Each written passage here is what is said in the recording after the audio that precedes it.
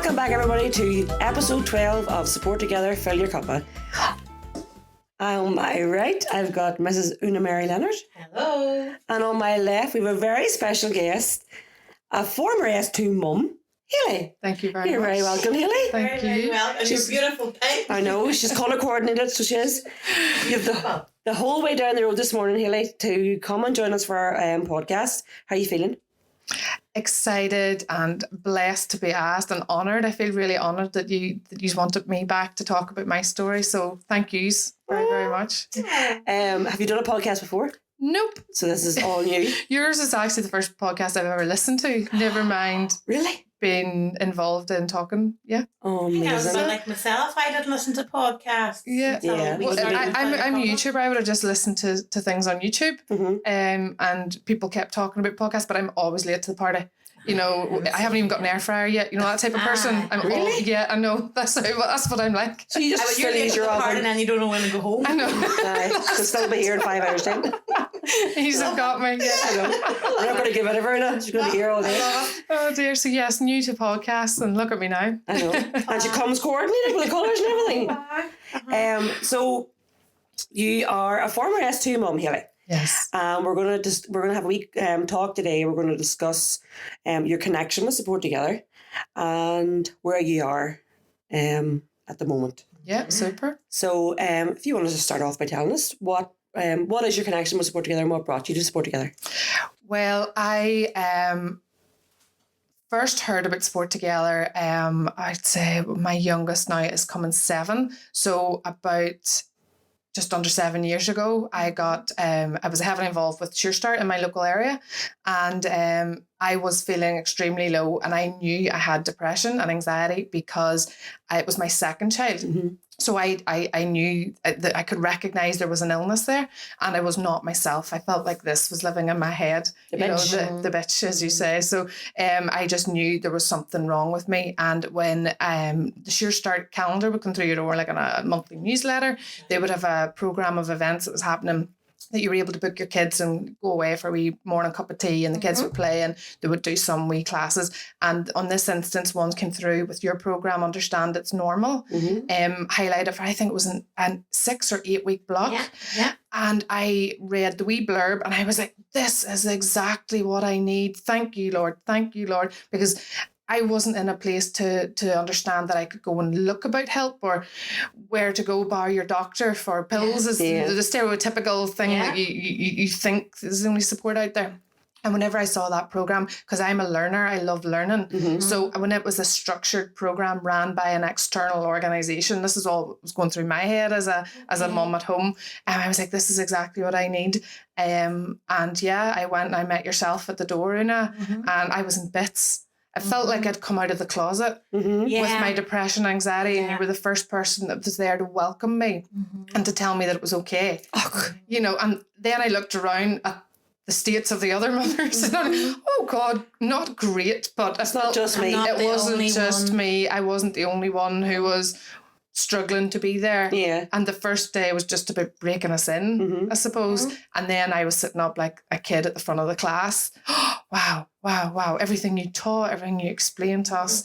I just soaked it all up and I could relate because I was going through it. Yeah. You know, but I was going through it in a circle of women who were also going through similar, if not worse stories, you know, than me. And also realised the difference in people's symptoms. Yes. You know, I was just suffering from what was in my head anxiety and depression, where other people had like cleaning issues or worried about their children's safety. And this was all new to me. Yeah. I was like, I thought it was just anxiety. Yeah. OCD, a lot of mothers were presenting with. And people talking about their extreme cleaning and sterilising babies' things so much. And I was like, goodness, no, I didn't think, as you said, it was an umbrella of symptoms and terminology that falls under it. But I was one of the spokes on the brolly, I suppose. And I had a right to be there, and I was delighted that you ran the course because it was in my local area too, in the O'Hare Sure Start area. So that was good. That was you getting your foot in the door. Yeah. I remember you coming to gatherings and stuff, and then we had spoke today about the residentials Yes. that we had. That was such a lovely thing to do for Time mums. out. Time out. colouring in. I remember I still have the glasses in my kitchen cupboard, like a glass front kitchen cupboard with curls, where we would painted sunflowers on mugs and saucers, and we glasses for champagne. No, I don't drink out of them because I don't want to wash them and then get them ruined, the paint come off. But those wee simple things, you never sit and do that for your peace of mind. No. It was a little bit of mindfulness, I suppose, in the midst of chaos. Yes. And you were with people who you felt comfortable with, the people because they were also going through the same. Yeah. Oh my. And the pizzas. The pizza was good, yes. The pizzas were yum. Yeah.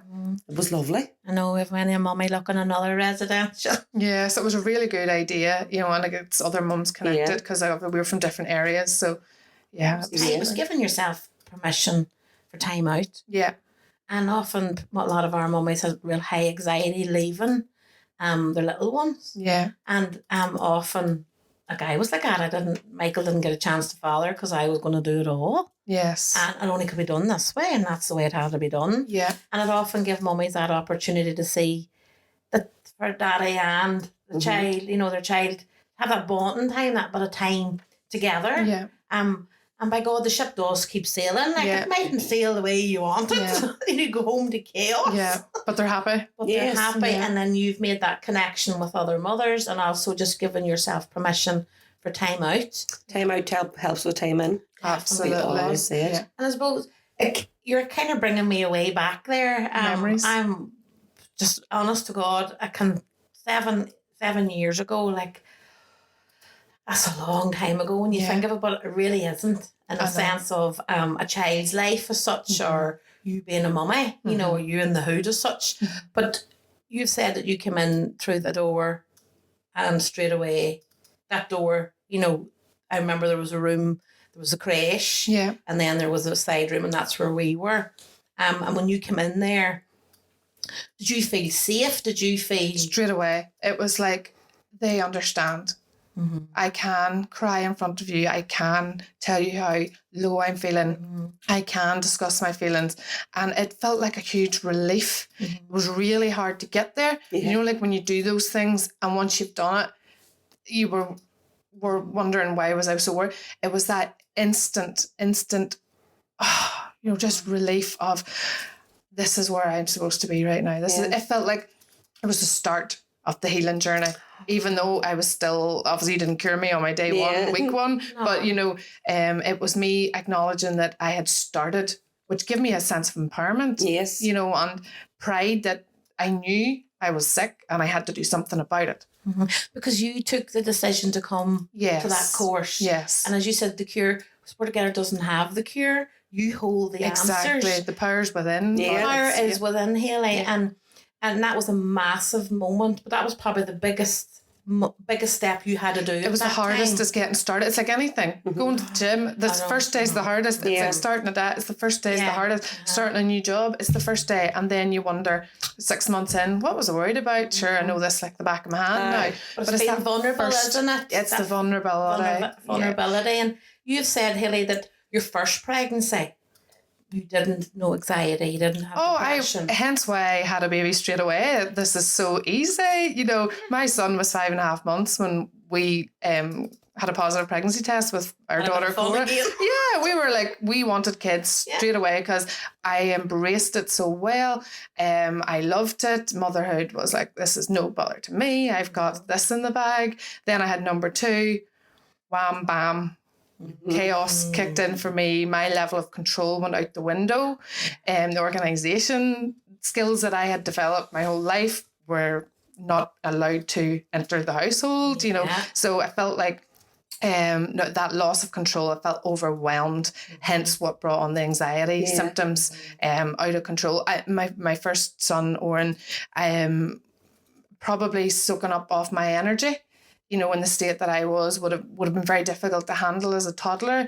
All toddlers are hard work, but some mums can be joyous around those circumstances where they're throwing tantrums, where his tantrums used to stress me out to a point of despair. Oh my goodness. So rather than let them pass or ignore them, I wasn't. I was getting in there on the tantrum with them, and it was only making things worse. Thankfully, my daughter Cora was a content wee baby, no crying with reflux or colic. So I was able to handle him a bit. She might have been neglected in the seat for 10 minutes or whatever until I sorted him. But thankfully, I don't know how I would have coped if I'd had a cry sick baby in the midst of it. To me, it was the toddler issue. I don't believe my daughter. I believe the imbalance of hormones at the time and issues, things that happened caused things at the depression at that point. But I think it was the looking after the toddler heightened it. Yeah. Not the new baby. I liked the newborn snuggles. I had a great bond with both my children. I loved them. There was no sense of, not wanting to care for them, but it was the toddler tantrums and the mess and everything that goes with a toddler. I suppose that's the loss of control as well, because as you said, the loss of control was gone, and the organisational skills that you had for your whole life were left and went out the door and didn't come back in again. Yeah, and like people tell you, you have to lower your expectations, but I hadn't, because I coped so well with the first one. And I'm not talking about routine. I wasn't the type of mum that was like, he has his breakfast this time and he goes to bed. It wasn't that control. It was just neat and tidy and organised and in order and everybody happy, healthy and well. And that all just sort of went out the window. So if you were drawing your inside of your brain or your mind, it was very organised. Everything had sections and everything. My friends would laugh with me, and I'm not to a point of OCD, but in a tidy house, tidy mind, tidy, tidy car, tidy journey. I would think like that. Where my friend, you could fill a bin bag of stuff in her car, and she's happy. She still gets to the destination. She still gets, and that's her. That's why everybody's different. Exactly. Yes. That is the point. And so then when baby number 2 came along, if we were drawing the inside of your mind, would it have been as sectioned, or what would it look like? Just spaghetti brain. Yeah. Like spaghetti brain. Yeah, all over the place. So that didn't and I wasn't suit. programmed that way. Yeah. So what happened is I was wired one way, and all the wires got disconnected and rewired another way, and I wasn't able to cope. So when you looked at yourself in the mirror, what did you see? Somebody who was just surviving day by day. I felt like at the end of a day, after maybe what felt like going through 20 tantrums with a toddler, survived it. Survived it. And that's not living. No. That's just surviving the moment and not wishing the day away, but being very relieved at bedtime. Yeah. That you survived the day. I don't mean from a really deep survival perspective, just like literally all you were doing was getting to bedtime. And since, I've discovered that's not how you live your life. No. But then that's entering a new stage in your life. Like that was a whole, being a mummy, as we talked earlier on, we laugh, but we talk about entering the hood. And entering the hood is like, it's what you're describing, your second baby. You're landed somewhere and you're going, holy moly, where am I? Yes. What's this going on? Yes. As you felt with your first, you had things more control, self-management. Yes. When we talk about the control, it's like that self-management that, and even probably taking time to stop and go, right, what am I doing next or whatever. And when this other baby, a wonderful baby, came along, and you had a gentleman's family, that's what you're telling me. Yeah. I don't know what that's all about, but anyway, your boy and your girl, just your world then went, whoa. Yeah. So when you say you looked in the mirror, you didn't know who you were? No, totally lost myself. Completely out of alignment. When you're feeling like you're on the straight and narrow, as people talk about, or you're on the tracks, I was off the rails. I didn't even recognise who I was. I don't mean, probably emotionally and physically, because I believe what's on the inside shines out. So when you're feeling terrible inside, you probably do look a little bit, dishevelled or... Yes. Yeah. He's always telling it. Wouldn't have kept as good in self-care wouldn't have been there, because it was, I would have rather have had the kids sorted than me, and always seem to put them first, as we as mothers do. But then you lose yourself as a woman, a wife, a sister, daughter, a friend, your career. I find that you can slip into that alley of just all about the kids, and you lose yourself. And that's what I did. That's relationships. Yes. So first and foremost, when we enter motherhood, parenthood, we lose relationship with self. Yes. Because we don't know how do we still hold on to self? Yeah. Whilst navigating this structure. Like we often talk about you know, the risk assessing, like everything, you're like, there is risk, you know, having weans, you know, especially if you had a toddler, you'd have been sitting wondering the dangers, you know, and even going through the weaning stage and through the different milestones, and often how we can allow that to consume us, and take over, and then we realise, well, I haven't ate today. That was my issue. I haven't brushed my hair, or me. I haven't even brushed my teeth. So relationship, first and foremost, with self, we lose that. Then that affects relationship with partners. Absolutely. And work. You want to go back to work? Am I able to go back? This is Fill Your Cuppa, the Support Together podcast, and we couldn't bring the podcast to you today without the support of Clarity Scanning and Holistic Health. Clarity Scanning and Holistic Health is a private pregnancy, ultrasound and complementary therapy facility. Their mission is to provide a more holistic approach during your pregnancy. Visit clarityoma.com. I actually took my 2 maternity leaves were back to back anyway, with having them 2 so close together. And then when I was due to go back with my second, that's when I had the postnatal depression and anxiety. I couldn't. You know what? On hindsight now, I probably should have. I may have sped up or initiated recovery a little bit sooner, but I had to take an extra 6 months off. As you say, that relationship with my work, I love. I'm not a all about work person, but I loved my job, and I'm so delighted that I can say that. So why did I not want to go back to the job I loved? That's how disgruntled I was. The illness took away your identity. Yes. The illness took away your front door and your back door keys. And what we mean by that is to your life. Yes. That you're standing looking in the mirror going, who the hell is that? I don't recognise. Yeah. It didn't feel like me in my own body. Yeah. Definitely not. That's such a good illustration, you know, if you were to draw who was in my head, that is, you've got 9 out of 10 there for that, you know. Yourself. Yeah. You know, and it can, as we often talk about, it can become our friend, because it does take away the front door and the back door key. So yes, when you want it to. We can play on it. Yes. Yes. But from what I can remember from yourself is, Hayley, you knew something wasn't right, and you didn't want to stay in that story of heavy, lifeless, so disconnected, feeling disconnected to self. Because I had a great life before. So I lost it all, even though we would say, oh, you have 2 healthy kids, you should be grateful. But in the midst of depression, that isn't enough to get you out of it. And now on hindsight, I am very grateful and for them. And I'm also, I don't know if anybody else would, if you coming through your own stories would say, my postnatal depression and anxiety was the best things ever happened to me. Made me the person I am today. Yep. As all adversities do. Yeah. But this one to the max, because as you say, I could identify I was sick and I didn't want to stay there. I did stay stuck. I didn't cure myself that fast. It was a journey. It took 4.5 years. I was stuck. But when I did start working on myself, you talked about losing yourself. When you learn to just focus on yourself, so everything else that we think is broken, actually all you have to fix is yourself. And all of those other things are fixed automatically.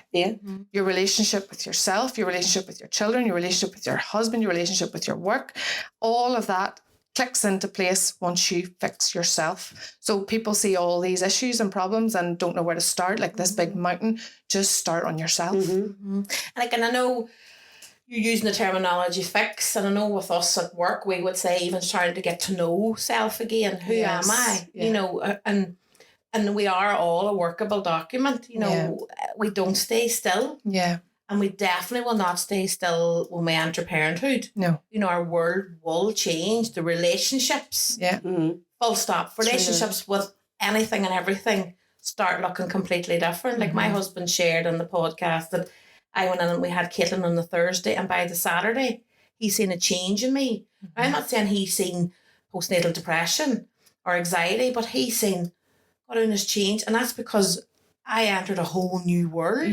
It took him a wee bit longer to join, to get on the bus. But he could just see, he walked into the hospital and he came out of the hospital with probably 2 different, a different version of me, and then I had the baby. Yeah. So I suppose it is. It's about, we would talk about us just trying to get to know ourselves. The new version of yourself. The new version of self. Yeah, I did read a book and it was called You're Not Broken. So I talk about being fixed and curing with that. But it's to realise that you're not broken. And as you say, you've just got to do a little bit of work to feel more aligned and back on the tracks as such. Exactly. And even if we are broken, and it's, you know, it's about how can we put ourselves back together again. And we are not going to look the same when we put ourselves back together again. And you shared a bit there that postnatal depression and anxiety, that it actually changed you. Yeah. In a sense of you had it actually sometimes gives us a, as you say, any illness often gets you to go and stop a wee while and go, whoa. Yeah. So what would you like to say to that version of Hayley before she became a mama? Is there anything? I know. Probably to, I suppose, not heighten how ill I got, is to maybe lower your expectations and the plan, to maybe not have a plan. Sometimes it's just no plan. Yeah. To go into so regimented to motherhood is probably not a good place to start. Yeah, you know, and that's where we all start. Yeah. That's not, somebody doesn't tell us to do that. I don't know why we do it. Yeah, so it probably just to lower that expectation of self, lower maybe expectation of others. I think maybe as a new mother, you maybe feel a little bit entitled of, you know, you talk about this village that's coming to raise your kids with you, and I'm sitting there going, where the feck are they? Do we just drop them off at the village and go back and lift them after a wee while? Or, you know, can we get directions to that village? Yeah, I had this expectation. I knew they were my babies. I knew how to raise them, but I just thought there was going to be a level of support that was not there. And my husband was great, and he was working away when we had our first son, and I was rocking it. I did 9 months basically Monday to Friday on my own, and then he came home from Scotland at the weekend and was a great daddy, and then he went away on a Monday morning again. But he actually on our second, when we had a second, he knew, I need to get a job closer to home here, and you know, he was very hands-on, and thankfully, you know, a new generation dad of the nappies aren't counted, who's done what, you know, who's that's done your job. No, thankfully, so his support was there. Also maybe somebody who's maybe going through the illness is, I don't know about yous, but I was expecting a knight in shining armour to come, or a fairy godmother that was going to fix me. But they don't come, and it again is back onto ourselves. So I think it's knowing that if you feel yourself in that state of despair or suffering any symptoms, that it is down to you, and you have to do the work. And the biggest step it will be for you, would be stepping in the door that day for that first do you think program. Of a phone? When you are depressed or full of anxiety, a phone is very heavy. That's something Mandy, I'll take away from Mandy's interview with us. It is, that's true, it's very heavy. You know, and people used to say to me, June, if you need me, connect on me or give me a ring. I wouldn't have, because that phone was heavy to me. And that's why when we're having these conversations through the podcasts and stuff and the connection, the community, people within our community need to know signs and symptoms. I'm not afraid to have that conversation with somebody and go, Hayley, I've just noticed. Oh, a very different person, very clear to see. Yeah. How can I help you? Is there anything, how can I help you at the minute, Hayley? Or what can I do? But you even shared, people never really, they knew you were unwell, but they felt uncomfortable talking about it. Nobody reached in. Yeah, not me. I'm totally open about talking about it. I'm very open with my husband. But it's other people that I feel their barrier was up, not mine. And what is that about, do we think? I don't know. Maybe lack of awareness. I don't know. Do you say maybe they're just too involved in their own wee lives? People are busy. You know what I mean? People have their own struggles, and you just want to keep your head down and sort of. But then you have what is amazing friends who ask you, how are you? Knowing the answer. I say, I'm fine. And them saying, no, you're not. Ask twice. That's the best friends there. And them's the people to keep close to your heart. The ones that come to you and say, you're not okay. Stop lying. So that's precious. And that's people I will be friends forever with, you know. But wouldn't that be wonderful? Because a lot of people don't have that out there. And, you know, I can remember feeling trapped as if... I lost my complete voice. My eyes told a lot. Yeah. And I said, my eyes tell a lot. I know when a mummy sits in front of me, her words maybe are saying something completely different. Yeah. And often it's the eyes. Yeah. But I can remember feeling so frustrated and so angry with the world and irritable. And I think that's why I've stuck so long with Support Together to get it where we have. Pure fuel of passion, commitment and love, and looking at how others often feel they've lost their voice. Yeah. I remember looking at my husband and I'm going, do you not see that I am deteriorating? Mm-hmm. But how did he see? How did he know? When this postnatal depression and anxiety, antenatal depression, anxiety, birth trauma, none of that was talked about then. No. Do you know, when if it was talked about in whispers. Yeah. You know, she's not too well. Yeah. She's bad with her nerves. Bit of shame associated with it, you know, or like, you know, unaccomplishment or but it's not serving anybody well. No. So as you say, you're talking openly about it, which is so important. So that educates others. Oh, yeah. And it's about how can we help people in the community that they feel comfortable and saying to someone, and often it just is, I have noticed, back till we always say back to your senses. Yeah. Yes. I hear, I see, you know, so I have noticed you're just not yourself today, Ciara. Mm-hmm. I'm all right. Yeah. Not a good all right. Yeah. Bad all right. And then it's a wee bit more of an open-ended question to get them talking. Because I think straight away the person realises actually she wants to hear my answer. She's going to give me time. Yes. So if you say, some people would ask you, oh, how are you? It's a part of the conversation. It's like the day in the car. I thought you had said to me, and how are you, Ciara? I'm the very best. And she actually asked me, what height do you? I couldn't hear. Different. But people ask you a question. She was earlier on. Yeah. So it's like people ask you a question, but it's like nearly out of courtesy and manners. Yes. But if somebody asks twice, it's an auto-generated answer as well. So it's like if they ask again, they actually want to know, so they're interested and they're going to give me a bit of time here. Yeah. I went on about when you're walking up the street. You know, we have a wild habit in this country. How you keeping? Yeah. We never stop. I know. You don't stop to say. And I don't care if they don't answer. That's us saying hello or greeting people. Yeah. But when somebody close to us, or a friend, a colleague, anybody out there in that community, as you say, ask twice. Yeah. Especially when you see such a change in somebody's behaviour, language, appearance, house, you know, the signs were all there. But it's not, some people always would say, well, I don't know what to say, or I'm not good with the advice. I know. As you said, your friend, just to her and say, I know you're not fine. They don't have to say anything else after that, because if they give you an opening to talk, and you just need them to listen. Yeah. And it's a listening ear. I did hear a lovely thing about that type of a scenario where if your friend is low and you're trying to be a good friend, we go in and we want to feel like we can rescue that friend, but it's not about rescuing them. It's about sitting in the mud with them. Yeah. And just listening until they're ready to get up out of the mud themselves. I suppose that's what I did. I was stuck in the mud as such and able to get myself up out of it, because then that will keep you up out of it. Because you're learning what works for Hayley. Yes.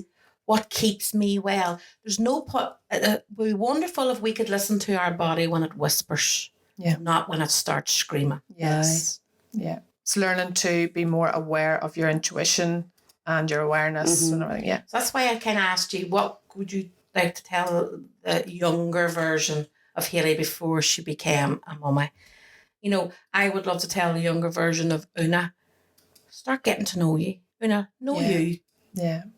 Introduce yourself to you. Yeah. Know what you like to eat. Know what kind of people you don't want to be around. Know what makes you laugh. Know what makes you sad. Know your emotions. Yeah. Because when you enter motherhood, parenthood, I think you'll enter it with different eyes, with a different perspective. Yeah. You know, you wouldn't go in with high expectations, because you were sitting going, do you know, this is going to be a bit challenging for me. My body has changed, and so has my mind. Yeah. So let's start to get to know you now, Una, in parenthood. Yeah. I would just love it if the younger generation go back to when we were younger and get to know ourselves, rather than, I say to my kids, there's only one of you, you know, they say, oh, I'd love to be like such and such, and God, and they class, I'd love to be like them, I'd love to be as brazen as her, you know, God, I really would. And I'd be going, no, there's only one of you, you know, that's how special you are. And when I first heard that, I thought, mushy stuff. And I used to say that to myself, because when you're going delivering talks or you're sharing a bit of support together or whatever, and I have to go, right, Una, there's only one of you. That is how special you are. Yeah. You're Una Mary Leonard. Yeah. Be proud of who you are. God, I wish somebody had told me that when I was younger, but I know. Get to know you. Yeah, and then you can pick up those wee bits that can put you back together again if you feel like your pieces have broken up. Yeah, because the body keeps the score. So, God, yeah, my jawline's giving pain. Okay, right, this is becoming overwhelming to me. How can I help me? Yeah. What can I do? And you shared something with us that you practice a lot of gratitude. Yeah, yeah. So that, I suppose, is part of my healing journey. Is this the new Hayley? This is probably the better version. I call it Hayley 2.0. So version 2, I suppose if I counted the depressed version, she would be 2, and this is 3.0. Yeah. So you talked about having a desire for this charity and the passion, and that I believe it comes from the gut.